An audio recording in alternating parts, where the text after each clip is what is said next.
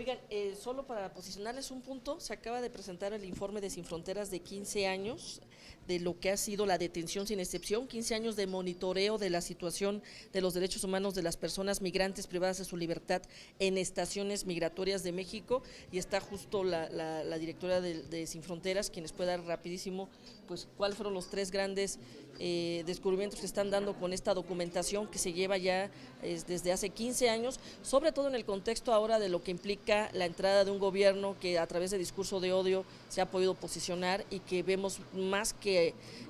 alertador el hecho de cuáles van a ser las nuevas políticas a partir del 20 de enero en Estados Unidos. Consejera. Bueno, pues aquí el primer punto es que tenemos que hablar cuando hay población en estaciones migratorias, que no son personas que están alojadas, son personas que están privadas de la libertad, personas que están en detención, y que al ser una privación, una detención que se hace por una sanción administrativa, esta no debe durar más de 36 horas, y tenemos gente en estaciones migratorias que ha tenido más de un año, 6 meses dentro, privada de la libertad, y eso es inconstitucional. Entonces, del recuento que estamos haciendo en el marco de los 20 años de trabajo de Sin Fronteras, hemos recuperado 15 años haciendo monitoreo en estaciones migratorias en todo el territorio mexicano, y de las principales denuncias a violaciones que hace la población a la que hemos entrevistado tiene que ver con faltas al debido proceso, es decir, a la población no se le está informando por qué está siendo detenida, cuánto tiempo va a ser detenida, no tiene acceso a un representante legal, si no habla el español no tiene acceso tampoco a un intérprete, y entonces eso hace que pues se viole aún más su situación. Además de eso, tenemos graves violaciones a derechos humanos que también se cometen. Hay gente que nos ha dado testimonio de torturas, de cuartos de castigo que hay al interior de las estaciones migratorias, y lo grave de todo el asunto es que si bien se ha abierto el tema para el monitoreo de estaciones migratorias por parte de sociedad civil, este acceso es restringido, ¿no? Hay un programa que presentamos anualmente al Instituto Nacional de Migración, el cual ellos nos dicen que sí y que no podemos hacer, e incluso con este acuerdo de colaboración firmado hay ocasiones en las que llegamos y si dicen no pueden acceder, no hay nada que les obligue a que nos permitan acceder, ¿no? Y aquí retomar entonces la obligatoriedad que hay de las comisiones y de las instancias que sí tienen el permiso permanente para poder acceder, como es la Comisión Nacional de Derechos Humanos, de ejercer esa facultad que tiene para poder también darnos información de lo que está ocurriendo ahí, ¿no? Creo que parte del informe que destacamos tiene que ver también cómo se transparenta el recurso público que hay destinado para el ejercicio y el trabajo de las estaciones migratorias y de todo el Instituto Nacional de Migración en general, porque al ser un tema, el migratorio, de seguridad nacional, es muy poca la información que nos brindan, ¿no? Entonces, acuerpados en esta parte de que es seguridad nacional y no pueden proveer, y no sabemos de todos los 1,000 millones que hay destinados para el Instituto Nacional de Migración, cómo se están ocupando y si efectivamente parte de ese recurso va para garantizar un tema de derechos humanos de la población a la que está dirigida esta institución, ¿no? Creo que aquí un tema también, un llamado a una mayor coordinación, tanto de la institución de gobierno como de las organizaciones, para poder hacer frente a una crisis que ya tenemos encima con todo el resultado de las elecciones presidenciales de Estados Unidos, y que sabemos que bueno, pues va a haber un reforzamiento de la política migratoria de aquel país que tendrá efectos inmediatos en el nuestro, como será la detención migratoria masiva, principalmente de población de origen centroamericano que transita por nuestro territorio, pero donde también vemos como hay un incremento ante la crisis mundial de poblaciones extracontinentales, como pueden ser población africana en nuestro territorio, como lo estamos viviendo en frontera norte. ¿Cómo calificaría usted el trabajo del Instituto Nacional de Migración en estos momentos? Sí, que ellos hablan de que hay un gran avance y de que hay definitivamente un gran respeto a los derechos humanos de todos los migrantes que son detenidos en nuestro país. Yo creo que hay un avance en el tema de la infraestructura que ha sido instalada en todo territorio nacional para poder gestionar los flujos migratorios y la contratación de personal del instituto, pero los grandes retos de corrupción que hay al interior del instituto no han permitido que se den avances sustantivos, ¿no? Y mientras el tema de corrupción y el tema de impunidad no sean atacados de fondo y de manera directa en el instituto, Instituto Nacional de Migración. Cualquier medida que tomen va a ser insuficiente porque recordemos que todo el tema de tráfico de personas es un tema sumamente lucrativo. Después del narcotráfico es el segundo gran tema y entonces hay muchos recursos que se mueven tanto para la institucionalidad de gobierno como para todos los grupos delictivos que se benefician de este tema. ¿Ustedes han denunciado esta corrupción? Hemos denunciado a partir de los testimonios que nos dan de la población con la que nosotros trabajamos, cuando ellos nos señalan que han sido agredidos por funcionarios o del Instituto Nacional de Migración durante su tránsito o por propias autoridades dentro de las estaciones migratorias. Hemos hecho las denuncias y hacemos casos de defensa y de representación legal de los casos que llegan a nuestras oficinas. Gracias. Gracias. Listo, pues te dejo que te despidas, que yo tomo aquí la siguiente. Ok. Perdón y gracias por su paciencia, ¿eh? Muchas gracias. ¿Te das 5 minutos? Sí, es que vamos a presentar el portal de... Con respecto de la al población. evento que, buenos días, con tal? respecto al evento que se tuvo este día, desde la perspectiva, ¿cómo percibe la Comisión el avance de la implementación de este nuevo sistema de justicia penal y cómo vemos, cómo incide esto en los casos de violaciones a los derechos humanos? Bueno, de entrada hay que recordar, y por eso es muy importante, y lo hacemos cada año, toda esta concurrencia académica de autoridades y de la propia comisión, todo el nuevo sistema penal acusatorio trae nuevos retos. El primero y más importante es que en todo, desde que se inicia la investigación hasta que la persona entra en reinserción, cualquier violación a derechos humanos en los procedimientos pudiera nulificar los propios casos. Entonces vemos casos recientes, por ejemplo, donde si se filtra información en materia de videos o de situaciones de los que hemos visto que nosotros denunciábamos como un uso indebido de la difusión o de las filtraciones de información, ahora se nos hace más complejo, porque en el momento en que lo filtran también puede ser utilizado por el hecho de que se rompa la cadena de custodia para que la persona pueda acceder a la libertad aunque sea culpable. Entonces ya no solamente es el alertamiento hacia la autoridad de las posibles violaciones que puedan cometer por el hecho de que no lleven a cabo los procedimientos como corresponden, sino ahora las consecuencias de que no lo lleven adecuadamente se convierten en una forma de poder evadir la justicia si no lo hacen de la mejor manera las autoridades. Entonces,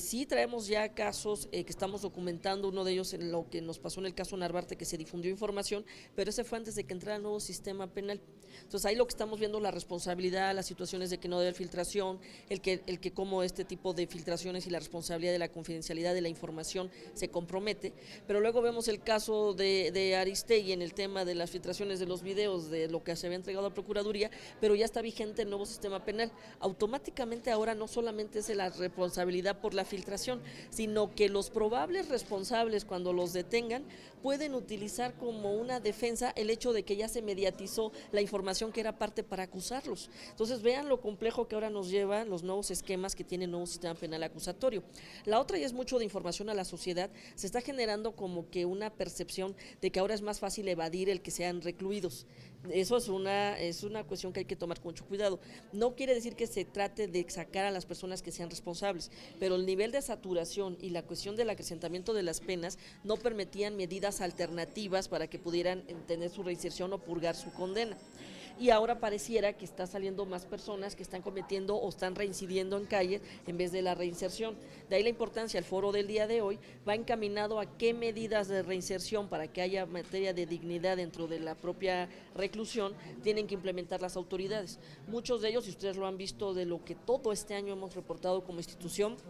temas suicidios, temas violencia, temas incluso de condiciones laborales de los propios custodios, temas del perfil de quienes tienen que encabezar en este tipo de responsabilidades para evitar que haya ocurrencias o no se acoten los temas de que se acaten los protocolos. Entonces, toda esta cuestión que estamos viendo multifactorial se puede atender justo con cuestiones de capacitación, cuestiones del perfil de psicólogos que pueden atender a jóvenes que son adolescentes en conflicto con la ley, condiciones físicas, por ejemplo, y lo decían en el caso de salud, sí se adaptaron todas las espacios de salud dentro de reclusorios. Lo que no tienen es personal calificado. Pero ¿qué es lo primero que nos dicen? Pues no lo podemos acceder porque nos los gana la iniciativa privada porque no quieren estar en esos espacios prestando su servicio. En el caso también de adolescentes en conflicto con la ley, lo grave ha sido de que sí reportamos el tema de cómo están sus condiciones físicas, incluso de dignidad básica de los sanitarios, de los espacios donde tienen incluso riesgos por las rejas, temas de protección civil. Lo decía la secretaria de Gobierno, ya tienen el presupuesto, pero sigue la ruta de cuándo van a ser las mejoras, para que también podamos mostrar un antes y un después. Mientras no haya medidas transversales e integrales de inserción al trabajo, capacitación, apoyo psicológico, toda esta parte lo que implica, y sobre todo en mujeres. Las mujeres tienen más del 70% de abandono cuando están en reclusión. Entonces es muy grave porque entra toca otros aspectos que tienen que ver con su estado de salud emocional, y todo esto es esta situación de cómo pueden hacer un porvenir, que es otra base del nuevo sistema penal, que lo que señalaba yo incluso también en la presentación para inaugurar el foro, hay nuevas aristas, el tema de personas indígenas. Próximamente, antes de que acabe este año, vamos a emitir una recomendación en materia de violaciones de personas indígenas por su debido proceso y todos los temas que implica su acceso a la justicia por no contar con un traductor. Todo lo que hemos posicionado todo el año en materia justo del perfil de quienes tienen que encabezar y llevar a cabo las acciones, cómo se han ido disminuyendo afortunadamente incidentes en los reclusorios, pero cómo se detonó el tema de los centros de adolescentes en conflicto con la ley. Entonces, sigue siendo multifactorial, sigue siendo necesario. Sí se ve con el nuevo sistema aspectos que nos dan mayor incidencia, tanto a sociedad civil como a comisiones, pero también viene el reto de las nuevas posibles violaciones que se pueden crear ahora a través de que no haya un resguardo adecuado de la cadena de custodia, y sobre todo al momento probatorio. O sea, en el momento en que ahora es acusar en vez de que se defienda a la persona, que realmente esa debió haber sido siempre el eje, el cómo acusa tanto la Policía de Investigación, el Ministerio Público y los peritos, y la profesionalización que tengan, es lo que se va a ver ya en el mediano plazo, porque ahí es donde van a detonar los casos donde pudiera haber una violación al acceso a la justicia de las víctimas de delito por encima de violaciones a derechos humanos que pudieran tener los probables responsables. Pero de manera muy concreta, ¿ha impactado de manera positiva o no el nuevo sistema? En principio sí, lo que hemos visto es ya, por ejemplo, la reorganización de la disminución de la saturación de los reclusorios, porque hay nuevas medidas ahora alternativas. Hay que dejarlo muy claro, no quiere decir que se evadan de una responsabilidad, pero tener a alguien privado de su libertad porque por un desodorante o una revista que tomó en alguna tienda, pues nos lleva a un esquema mayor de saturación y no una reinserción. Eso sí se está viendo. La otra, y también reconocerlo, la revisión integral que se están haciendo de personas privadas de libertad que son indígenas, para ver si efectivamente tuvieron acceso a un debido proceso. Eso también va a ayudar. La disminución de que ya no hay concurrencia de penas también va a disminuir. Lo decían ahora en cifras, el simple hecho de que ya no haya saturación pues propicia un esquema de mayor control, de mayor revisión, de mejores políticas al interior. Pero viene la otra parte, la que va a ser antes que lleguen incluso al propio sistema penitenciario. ¿Qué va a pasar ahora en los procedimientos, en la cadena de custodia y en la profesionalización que tengan en los equipos, para que realmente den certeza a las personas que están buscando acceso a la justicia? Las comunidades siguen peleando. ¿Qué va a pasar? En las comunidades ya emitimos incluso una recomendación, alertamos y estamos dando el seguimiento. Vamos a hacer ya un diagnóstico integral de cuántas son las medidas, y queremos hacer antes de que cierre este año y dárselos a conocer a los medios, el balance de los grados de cumplimiento que tienen las recomendaciones en la propia ciudad, porque en estos casos sí tenemos esta situación de qué tanto recomendaciones históricas no atendidas detonan nuevas violaciones. Sí queremos visibilizar, tenemos actualmente en todas las recomendaciones un índice de cumplimiento que está en nuestro portal, donde se va mostrando cuáles son las situaciones, pero en materia de reclusión siempre el verdadero tope, y más en materia ahora de conflictos, de adolescentes en conflictos con la ley, ha sido el tema presupuesto, el tema perfiles, el tema condiciones laborales de los custodios, y cada una de ellas en las vistorías se está documentando. Ya se emitió, hay que decir también que se aceptaron las recomendaciones emitidas en la materia, y ahora vendrán los grados de cumplimiento. En el cumplimiento es donde tendrá que haber un antes y un después, al momento en que ustedes puedan validar que no se presenten nuevos incidentes. Preguntarle sobre el desalojo que ocurrió el día de ayer en el Pedregal de Coyoacán. ¿Qué reporte tendría, doctora? Parece que hubo personal de la comisión ahí en el Tuvimos evento. la alerta, abrimos ya la queja, se llevó al personal para que estuviera documentando el estado físico de las personas, pidieron acompañamiento justo para las diversas acciones, y en este momento están en la investigación para ver si hubo, qué acciones tuvieron a cabo, qué autoridades, en el caso la propia Secretaría de Seguridad. También adelantarles, ya está casi listo, llevamos meses trabajando con sociedad civil y la propia Secretaría de Seguridad, la revisión revisión del protocolo de uso de la fuerza de la autoridad. Ese va a ser un detonante que esperamos cambie muchos esquemas, tanto en las movilizaciones, en detenciones arbitrarias, que fue lo que lo detonó, como ahora va a operativizar desde una visión ciudadana el uso de la fuerza, la propia policía de la ciudad, y también en este tema de desalojos, pues decirlo de manera integral, qué está pasando, si hay o no abuso en el uso de la fuerza, qué condiciones hay, si hay una resolución judicial.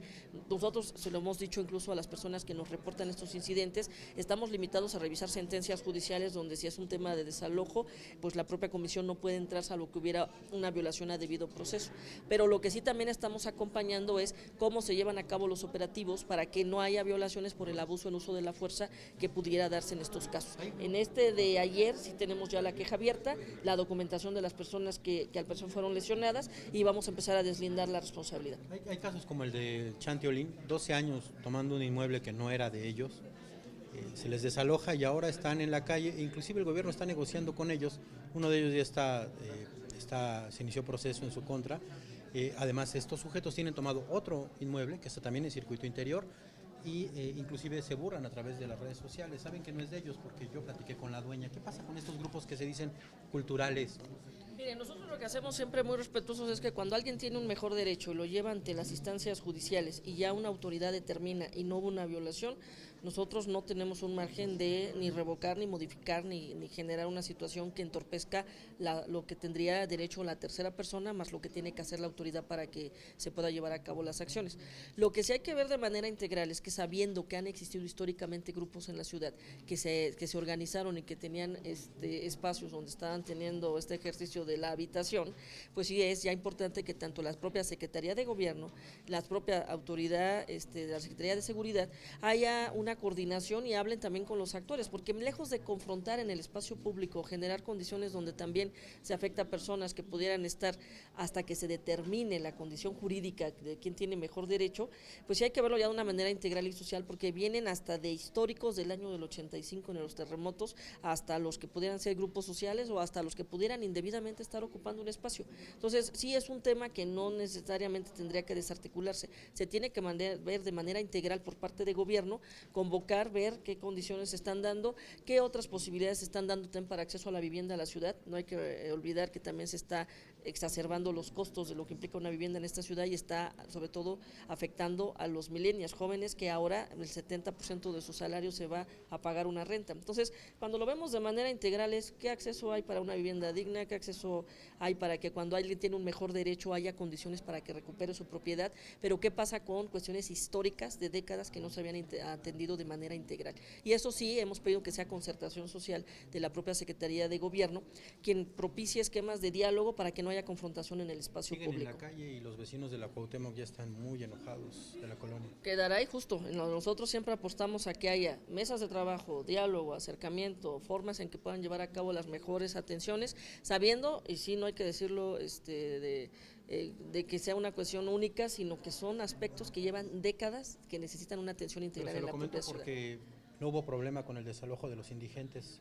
pero sí hay problema para quitar a estas personas de las calles. No, ¿Por qué es diferente? No lo es, porque también nosotros ahí alertamos y tenemos la queja abierta, estamos en contra de cualquier acto que pudiera darse en un esquema de limpieza social. Son grupos vulnerables en el caso de las personas en situación de calle, que estamos viendo de manera ya con un protocolo. Después de 25 años apenas se logró, y es un gran avance, un protocolo interdependencias que concurre tanto delegaciones, la propia Secretaría de Gobierno, Secretaría de Salud, Secretaría de Desarrollo Social. O sea, ya no se puede hacer una acción simplemente de te recorro, te despojo, te detengo arbitrariamente. Sí lo alertamos, celebramos que en su momento el propio delegado aceptara de que no fue en los términos que está llevando, aún así la investigación sigue en trámite, pero lo ideal ahora es esto se convierta en política pública a través de una ley y mientras se vaya implementando el protocolo. Esa sí es obligación ya intersecretarial e interdelegacional de atención integral. O sea, no es de que aquí sí sea fácil y acá no, sino al contrario, son problemas complejos de una metrópoli que trae de décadas, pero en el caso de población en situación de calle, por supuesto lo denunciamos, tenemos la queja abierta y no lo dejaremos de alertar, que son al grupo por el cual estamos nosotros viendo que no haya una situación ni de limpieza ni de abuso. Pero en el caso de personas que están ocupando espacios de habitación, sí se tiene que hacer de manera integral también, porque son décadas que se había o permitido, o se había sido omiso, o se había propiciado, y son múltiples acciones. No podríamos ni siquiera calificar qué lo detonó, pero sí es una realidad que está vigente en el espacio público, y como comisión lo que queremos es que no haya confrontación, no haya un abuso de autoridad, la revisión integral, pero también que se garanticen y con toda la claridad los derechos de todas y todos. Doctor, en el caso, regresando un poco a lo que es Los Reyes Coyoacán, más allá del acto jurisdiccional, los vecinos mencionan que este terreno tiene propiedades de mantos acuíferos y por eso es por lo que estaban peleando. La comisión haría un pronunciamiento más allá del acto jurisdiccional, doctor. Sí, nosotros en estos casos donde sabemos que existe transversal, nosotros lo que hacemos no solo la revisión sobre la situación de cómo se hace el desalojo, sino el tipo de suelo, si hay cambio de uso de suelo, si se tienen los permisos que se tienen que llevar a cabo. Lo hemos dicho, lo hemos alertado, nos preocupa el tema de cómo se manejan los usos de suelo, cómo los cambian, cómo regularizan la irregularidad, porque ahora el colmo son los fraudes que se llevan a cabo, donde primero hacen la edificación sin la licencia, luego los venden a compradores de buena fe, y cuando ya se determina que era totalmente irregular, ya no se puede pedir ni la demolición, porque estaría afectando intereses de personas que compraron de buena fe, y cuando uno busca a la empresa ya desapareció. Entonces, sí hay que decirlo con toda claridad, se está dando ahora en las cuestiones de DESCA, de derechos económicos, sociales, culturales, aspectos que antes por lo menos se impedía mientras no había la regularización. Ahora lo que hacen es regularizar la ilegalidad, y sí estaríamos alertando en materia ambiental para ver si tienen los permisos conducentes, si se llevaron la información o si tienen esa parte. Entonces, en estos casos con la autoridad nosotros hacemos las solicitudes pertinentes en función de cada tipo de la situación que se nos reportan. En este caso estaríamos revisando, nos pasó en otro momento cuando se estaba haciendo una obra sobre si el manantial o no se veía afectado, se hicieron 3 peritajes independientes. Entonces, en este caso, si sí se abre otra arista, más allá del uso de la fuerza que pudo haber tenido la autoridad y que también estaremos documentando, sí veremos qué están reportando las propias vecinas y vecinos para hacer las solicitudes a las otras dependencias y alertar para que no haya una afectación en este tema delicado en materia de medio ambiente, porque lo hemos dicho y lo reiteramos, desde Hábitat 3, más de 20 años después, el verdadero foco rojo de esta ciudad va a ser todos los temas de construcciones irregulares, todos los temas de lo que afecta 12 derechos y de lo que está trastocando ya toda la ciudad en menos de un lustro. Entonces, sí nos preocupa, lo hemos alertado. A la fecha de la recomendación que emitimos sobre justo esto de cambios de uso de suelo y construcciones irregulares, diversas delegaciones siguen sin aceptarla, y lo que estamos ahora es haciendo una cuestión más integral para que haya una planeación urbana en materia de derechos humanos conforme a los estándares que ya dictó Quito y que ya dictó también ahora el C40, justo en el tema de los alcaldes. Entonces sí estaríamos revisándolo ya de manera multifactorial, no solo por lo que fue el desalojo, sino con lo que implica ese inmueble y los permisos que pudiera tener. Gracias a todas y todos.